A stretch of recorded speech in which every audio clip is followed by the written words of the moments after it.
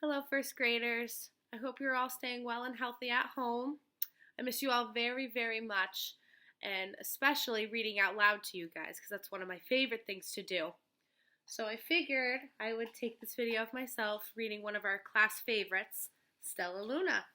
And we have a special guest with us today, Miss Izzy, on my lap. All right. Stellaluna.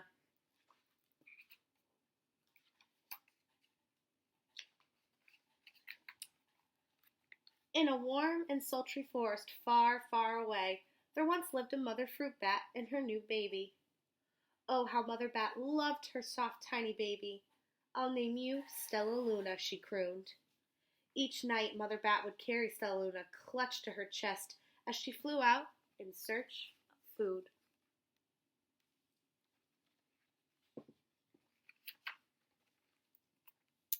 One night, as Mother Bat followed the heavy scent of ripe fruit, an owl spied her. On silent wings, the powerful bird swooped down upon the bats. Dodging and shrieking, Mother Bat tried to escape, but the owl struck again and again, knocking Stellaluna into the air. Her baby wings were as limp and useless as wet paper. Down, down she went, faster and faster, into the forest below.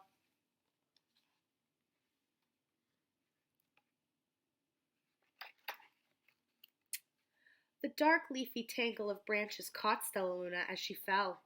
One twig was small enough for Stellaluna's tiny feet. Wrapping her wings around her, she clutched the thin branch, trembling with cold and fear. "Mother," Stellaluna squeaked, "where are you?" By daybreak, the baby bat could hold on no longer. Down, down again, she dropped.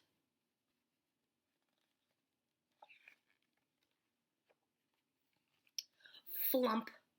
Stellaluna landed headfirst into a soft, downy nest, startling the three baby birds who lived there.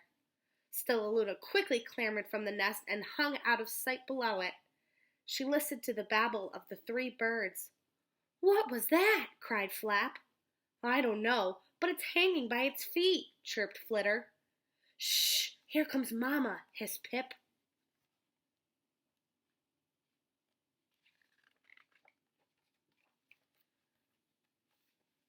Many, many times that day, Mama Bird flew away, always returning with food for her babies.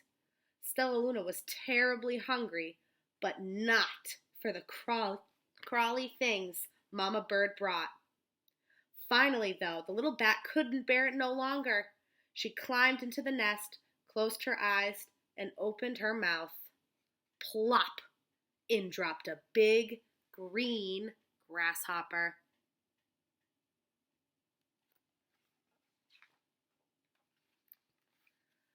Stellaluna learned to be like the birds. She stayed awake all day and slept at night. She ate bugs, even though they tasted awful.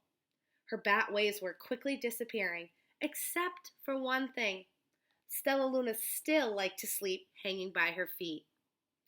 Once, when Mama was away, the curious baby birds decided to try it too. When Mama Bird came home, she saw 8 tiny feet gripping the edge of the nest. "Eek!" she cried. "Get back up here this instant! You're going to fall and break your necks!"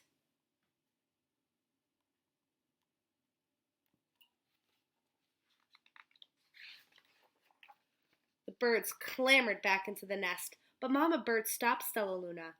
"You are teaching my children to do bad things.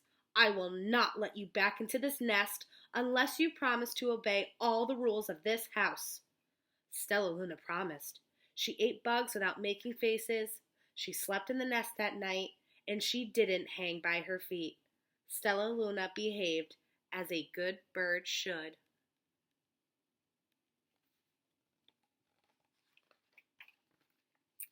All the babies grew quickly. Soon the nest became crowded. Mama Bird told them it was time to learn to fly. One by one, Pip, Flitter, Flap, and Stellaluna jumped from the nest. Their wings worked. "I'm just like them," thought Stellaluna. "I can fly too."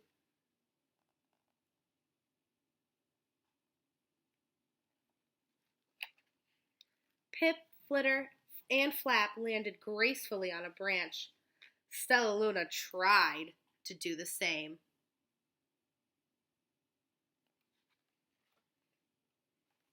How embarrassing.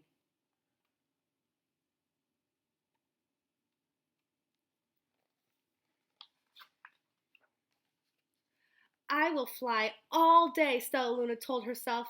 Then no one will see how clumsy I am.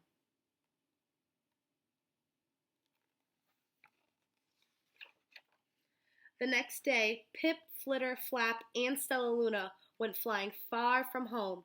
They flew for hours, exercising their new wings. The sun is setting, warned Flitter. We had better go home, or we will get lost in the dark, said Flap. But Stellaluna had flown far, far ahead and was nowhere to be seen. The three anxious birds went home without her.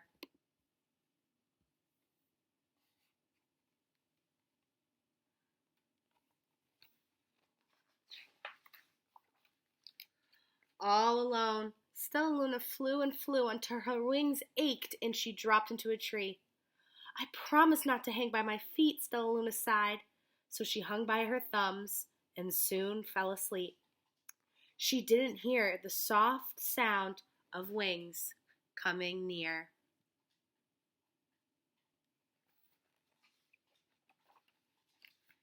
Hey, a loud voice said, why are you hanging upside down? Stellaluna's eyes opened wide. She saw a most peculiar face. I'm not upside down. You are, Stellaluna said. Ah, but you're a bat. Bats hang by their feet.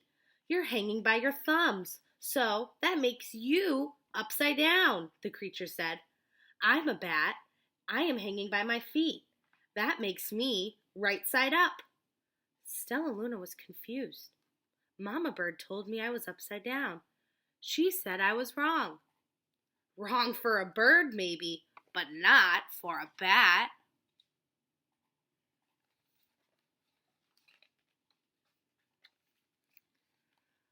More bats gathered around to see the strange young bat who behaved like a bird. Stellaluna told them her story. You ate bugs, stuttered one. You slept at night, gasped another. How very strange, they all murmured. Wait, let me look at this child. A bat pushed through the crowd. An owl attacked you? She asked, sniffing Stellaluna's fur. She whispered, You are Stellaluna. You are my baby.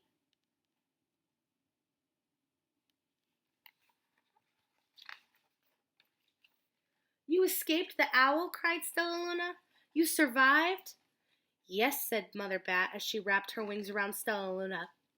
Come with me and I'll show you where to find the most delicious fruit.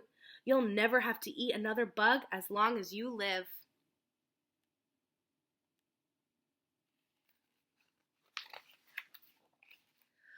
But it's nighttime, Stellaluna squeaked. We can't fly in the dark or we will crash into trees. We're bats, said Mother Bat. We can see in the darkness. Come with us. Stellaluna was afraid, but she let go of the tree and dropped into the deep blue sky. Stellaluna could see. She felt as though rays of light shone from her eyes. She was able to see everything in her path.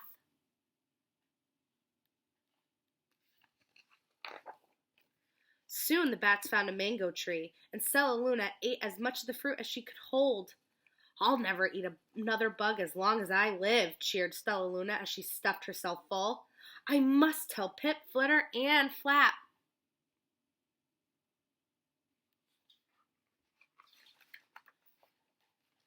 The next day, Stellaluna went to visit the birds.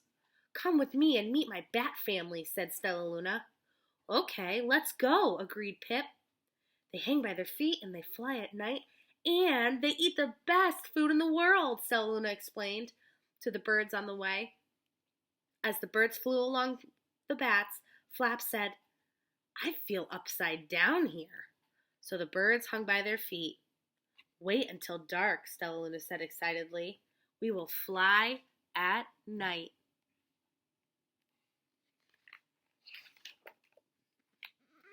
When night came, Stellaluna flew away. Pip, Flitter and Flap leapt from the trees to follow her. I can't see a thing, yelled Pip. Neither can I, howled Flitter. Aye, shrieked Flap. They're going to crash, gasped Stellaluna. I must rescue them. Stellaluna swooped about, grabbing her friends in the air. She lifted them to a tree, and the birds grasped a branch. Stellaluna hung from the limb above them.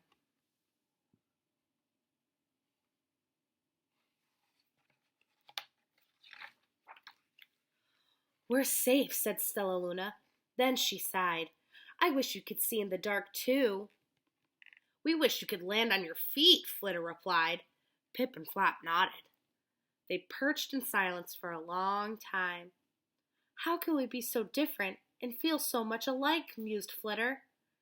And how can we feel so different and be so alike, wondered Flip. I think this is quite a mystery, Flap chirped. I agree, said Stellaluna, but we're friends, and that's a fact. The end. Well, I love this story just as much as most of you do, and I really enjoyed reading it to you guys, and I hope to be hearing from you guys soon. And I hope you guys stay healthy and well and still get outside and play, and we'll be talking soon.